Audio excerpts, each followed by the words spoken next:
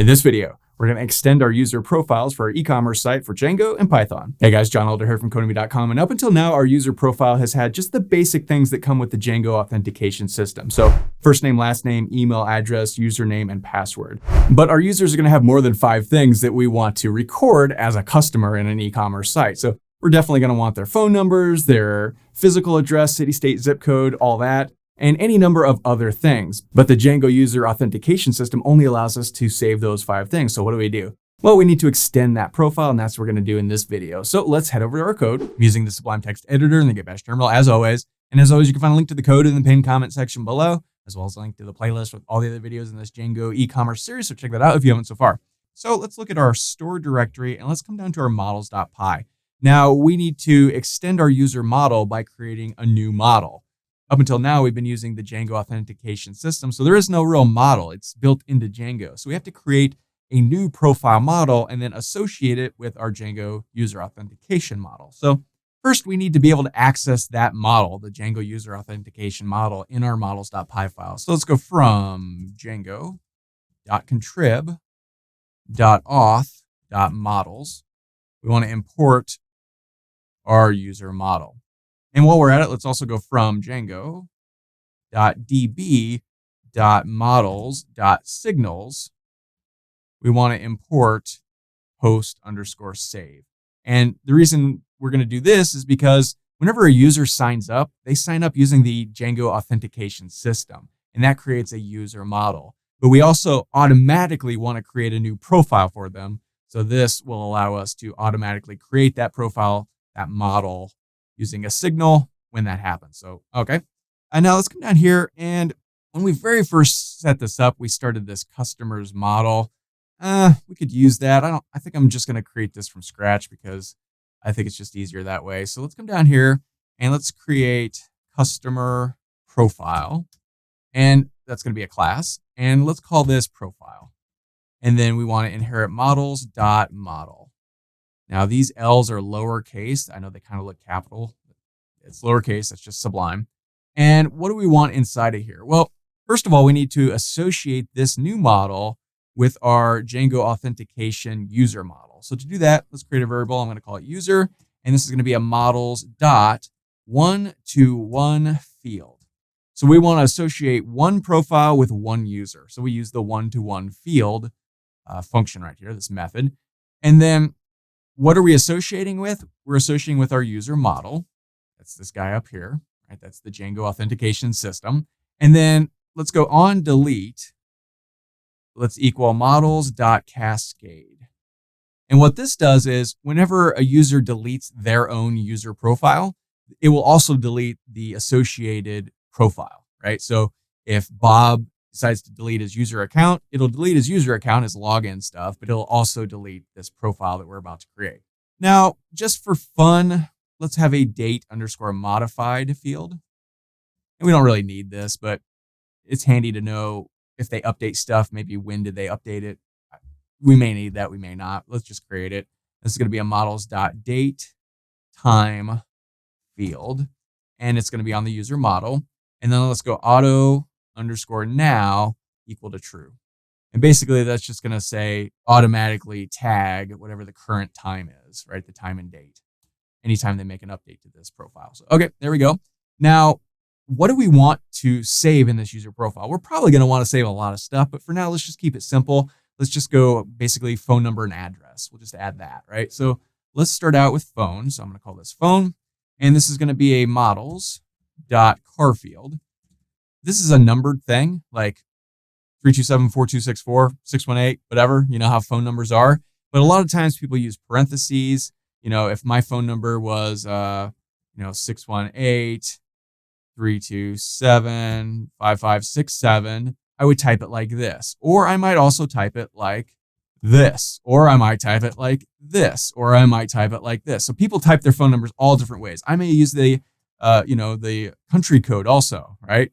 I might type it like this. So people just do all kinds of things. So this is not a number because you're going to use other characters like the plus sign, like the dash, like the parentheses. So instead of making this an integer or something, we're going to make it a car field so that people can also use text. Let's set the max underscore length And again, this is a lowercase l. I know it looks capital, but it's not. And then let's set that to say 20. So 20 characters or so. That should handle most phone numbers, right? And then let's also go blank equals true. So if a person doesn't want to put their phone number, we're not going to force them to, right? So blank can be true. Especially when they first create this, everything's going to be blank until they fill it in, right? So, okay, I'm going to just copy this whole thing here, and then it's going to be pretty much the same thing for everything else. So next we want address, and let's go address 1. And let's for the max length, let's put 200 instead of 20. It can also be true. Why do we want address 1? Because we also want address 2. Why 1 and 2? Well, because often people might have a second address. So you might live at, 10 West Elm, apartment 27B. Well, that apartment 27B will be address 2, right? So sometimes people put it all on one line. Sometimes people like to do it twice, right? If you're a business, a lot of times you have a suite number or whatever, a box number, anything like that. So address 1 and address 2, that's kind of common. What else do we want? We want the city. There we go. Just copy all this again. We want the state. We want the zip code. And we want the country. I think that's probably fine for now. That'll get us started. We can always add to this later on. So now let's come down here and let's go def. And let's go define __str __. We want to pass in self. And then let's go return self.user.username. And this is for the admin section on the back end, the Django admin section. This will just put their username as the thing to click on in that whole area. So, okay, that looks pretty good. Now, we also want to create a user profile by default when user signs up. So when they sign up using the Django authentication system, if you remember, if we come over here and click register, it asks for username, first name, last name, email address, and password. We're not going to change that. We're going to have them add this other stuff later on. But for now, anytime they register using this form, we want to automatically create a profile for them, right? So to do that, we need to write some code. And it's going to deal with this post save thing that we created up there. So let's define a little function and let's call this create _ profile. And here we want to pass in a sender. We want to pass in the instance. We want to pass in created. And we also want to pass in some ** orgs. And this is just an object-oriented thing. Args and quargs we often pass in. These things we'll look at in a second. The instance is going to be this instance, right? When they fill this out, it creates an instance of them with their filled out information. We're going to pass that information to this little function. And that's what that instance is. So inside of here, let's create some space here. Let's go if created. So if a user has been created, then let's go user _ profile. And let's set that equal to a profile. And we want the user to be whatever that instance is. So they're creating a new user. They're registering. That information will become this instance. It will get passed into our profile that's up here that we'll then use to associate these two things, the profile model and the user model. So, okay, that looks good there. And now we want to save our new profile that we've just created. So let's go user _ profile .save. Okay, so that looks good. Now let's automate the profile thing we just created. And to do that, we call post _ save .connect. And then we want to create _ profile. And the sender is going to equal the user. Now let's unpack all of this. First, this post save, that's this thing we imported up here. This will allow us to send a signal to our models to save something, right? This profile. And what we're going to do is call the create profile function, which is this guy right here. The sender is going to be our user, right? So that will get passed in here. The instance will be their current logged in instance, right? And created will be what this post connect thing sends, right? And that's what this logic looks for, has the thing been created, right? And the quarks, we really don't care about. This is kind of what you do, right? So, okay, post save connect, and that's all there is to it. So let's go ahead and save this. Now, we've made a major change to our model here. So we need to make a migration and push that into the database. So let's head over to our terminal and look through here. If you'd made some errors while you were typing all this stuff, likely it'll show up here. There'll be a big angry error. So, just take a look at that. Otherwise, hit Control C to break out of here. I'm in my C/ecom/ecom directory. My virtual environment is turned on. And let's run Python manage.py make migrations. And that's plural. So we'll create a migration. And there it is. Now we need to push that migration into the database. So let's go Python manage.py migrate. And boom, it seems to have worked. So now let's go Python manage.py run server. And we don't get any errors, so that looks good. Now, if we come back over here, we still need to do a couple of things. So let's log in as the admin real quick. And let's go to our Django admin area. So that's just /admin up here. And we have this users, and we only have 2 users, admin and John. But if we click on John, it just has the first name, last name, and the email address here, nothing else. And the same thing for admin, right? We want to add all of that stuff from the profile onto this page. Now, obviously, we're going to put all this stuff on the website later so that the users can see it, they can update it, they can add it. They haven't even added it yet. But for now, we just want to put it to the admin area just so we make sure this is all working right. So let's head over to our code and let's go to our admin.py file in our store directory. And this is where we, tinker with all the stuff on that admin page. So first, we need to import our user model from the Django authentication system. So let's go from django.contrib.auth.models. We want to import our user model. And then from .models, we also want to import our profile. Okay, so now let's come down here. And maybe we want to add this guy right here. We could just copy this and put profile. If we save this and head back over here and go back to the admin section here, we now have our profiles, and there's none because we haven't created any yet, because we haven't created any new users yet. Okay, but we really don't care about that. What we really want to do is be able to click on the user up here, and then, for instance, click on John and have all that information listed here. So we can do that. It's going to take a little bit of code. So let's mix profile mix profile info and user info. Right, so let's go class, and I'm going to call this profile inline because we want to put it inline on that page. And this is going to be admin.stacked inline. Now, these are lowercase l's again. I don't know why Sublime does that, but it does. It makes it look like a capital. And we need to define our model. Our model is just going to be our profile model. And again, we have imported that up here. So that looks good. Next, we need to extend the user model. So let's go class user admin. And this is going to be admin.model admin. And we can use all this admin stuff because it's imported up here at the top. So inside of here, we want to set the model of our user, right? And then what fields do we want to show up on this page? When we click on a user, for instance, John, what do we want to show up? What fields? Well, we have all those fields that we just created. This phone, address, city, state, zip code. Maybe we want the date modified, maybe we don't, whatever. But we can set those all in here. So first we want the username. We also want from the user model, we want their first name. We also want from the user model their last name. We also want from the user model their email. And also this username also comes from the user model.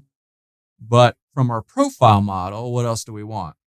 Everything, but right now we're just working with our user model, right? So we just need to define what fields we want from that user model. To get everything else, we're going to call inlines and set that equal to our profile inline, which is just this guy right here. So now there's, I don't know what it is, maybe a little quirk in Django. Whenever we want to, add these new things, we first have to unregister the old way and then re-register this new way. So this is the old way. It just has first name, last name, and email address. So we can just very easily unregister the old way, let's just say. And then let's go admin.site.unregister. And then we want to pass in our user. And then we want to re-register the new way, right? It's just a Django thing. I don't really know why. That's just always been this way. So let's go admin.site.register. and we want to pass in our user and our user admin. Okay, that looks good. Now let's test this out. Let's come back over here, maybe hit reload, and let's click on John. And when we do, we've got the password here, and this is a hashed password, so that's not all that useful. We've got some groups. We don't have any groups. But then down here, it's got the regular username, first name, last name, and email. But if we scroll down a bit more, we've got all of that other profile stuff. So phone, address, city, state, zip code, and country. Very cool. So now if we come back and click on admin, and let's test this out, make sure this works. Let's put phone. I'll go 123, 123, 123, 4. That's not my phone number. But if we save this, hey, it looks like it worked. If we click on, oops, wrong one. If we click on admin again, sure enough, that stuff has been saved. So, okay, that looks good. Let's log out and let's go back to the regular website and let's create a new user and see if this worked. See if it creates a profile for that user automatically when they sign up. So I'm going to call this user Tim. He's going to be Tim Elder. His name is tim@elder.com. His password is something. Now, if we register him, you have registered successfully. If we go to a profile, it still only has the regular stuff. We'll have to fix that probably in the next video. This video is getting a little bit long. But now if we log out and then log back in, or just go to our admin section and log in as the admin, hopefully we'll see users, Tim, and Tim hopefully has all this stuff. Sure enough, he does. Very cool. Now, maybe you want this stuff filled out when they first register, maybe not. But what I would probably do is when they register for a username and a password, I would redirect them to the profile page that we're going to create in a couple of videos here, and then have them and then prompt them to fill out the rest of it. So they won't even sort of know. It'll just look like a two-step registration, right? That's probably what we're going to end up doing. But for now, at least the functionality of this thing works. We can also come down here. If we click on this and go back to the thing and click on profiles, now there's 2 profiles. Why is there 2 and not 3? Well, because Tim's was created when he registered automatically, right?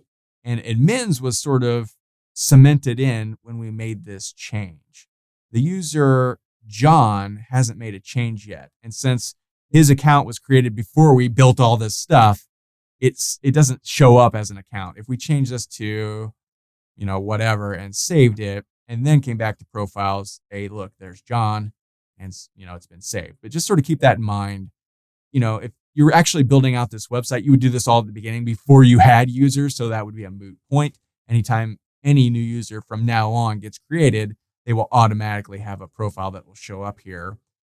Not that we really care. We're not going to use this admin area that much longer. We're just using it in this video to confirm that all of this stuff worked correctly. And like I said, in the future, probably in the next video, we'll start to build out the actual website so that they can come to their profile and add in their street address and their zip code and their phone number and all that stuff. We'll start to look at that probably in the next video. But that's how you extend the user model. Super, super easy and very powerful, right? So sometimes people get a little hung up on this one-to-one thing. It's just an association. Just think of it as linking the profile with the user, right? That's all it is. It's just one-to-one. There's one profile for every user. A user can only have one profile. Think of it like that. And that's all that does. Again, on delete, we'll just delete their profile if they delete their user account, which I don't even think we built in a delete function. We probably should do that. Allow users to delete their account if they want. We'll look at that much later. But that's all there is to it. So that's all for this video. If you liked it, be sure to smash the like button below, subscribe to the channel, give me a thumbs up for the YouTube algorithm, and check out Codemy.com where you can use coupon code YouTube50 to get 50% off lifetime membership. That's access to all my courses, over 60 courses, thousands of videos, and the PDFs of all my best-selling coding books. Join over 190,000 students learning to code just like you. My name is John Elder from Codemy.com, and I'll see you in the next video.